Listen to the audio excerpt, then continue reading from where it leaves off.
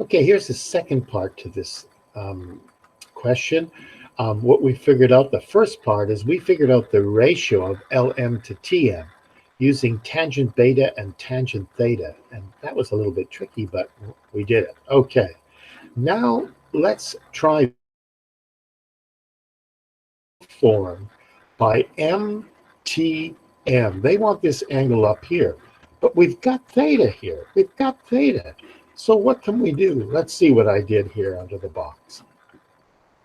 If we have the tangent of this angle, then we can figure out if we have the tangent of this angle, we can figure out what the angle is by just asking our calculators, hey, what angle fits with this? We go shift tan of 0.35, and the calculator tells us this angle. Your calculator knows every trig ratio, and by using it, it can tell you the angle that's in the triangle. Just go shift tan of 0.35.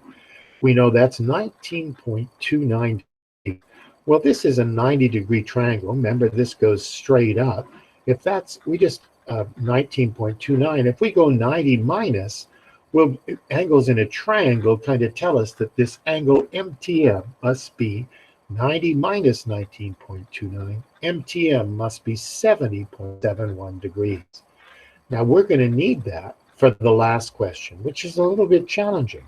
We know that this is 70.71. We know that's 19.29. They tell us that if the distance from C to T is 400 meters, calculate this height here, this height from C, a cable car that's traveling along this tram. This is a tramway, by the way, going up to the top of Table Mountain. This distance from C to T is 400 meters. Okay, calculate CP. Well, I don't know about CP, but I could figure out this. If I could figure out CM, then I could work with this triangle here, triangle CMP. But I can figure out, because I've got this big long distance down here, MM 31, I've got an angle here now. I can figure out TM. In fact, I think that's what I do. Let's go here. What do? I can figure out TM because the cosine of this angle is 3100 over this whole hypotenuse of TM. Well, if you remember right, I've got now an equation I can solve, and these two guys trade places. I multiply by TM and divide by this. 3100 divided by this gives me a distance of TM, total distance of 3,284 meters and 39 centimeters.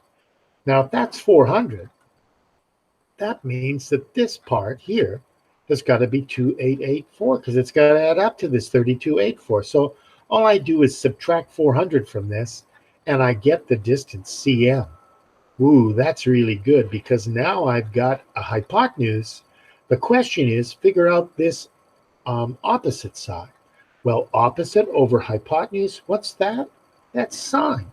So it looks like all I'm going to have to do is do this. I can figure out this distance CP, and all I've got to do is go the sine of 19.29 is CP over this distance, the hypotenuse, CM. Okay, there you go. Then to find CP, you just multiply the sine of 19.29 times this 2,884 and 39 centimeters, and you get the answer for exactly how far this cable car is above sea level, right there after it's gone 400 meters down. It must be 952 meters and 86 centimeters. 952,86. Hey, and that's the answer I saw in the memo. So I think we did it right. Okay, that was not so easy. You know, with all these videos, if you're doing a question like this, you should just stop it because I kind of block all the answers so that to give you a chance to try and do the question. And then you can see if you can do it on your own. If you can't, just use it. You can use it like that, Go back over it, try it again. Yeah, like that. So good luck with all this. That was a question, wasn't so easy. Okay.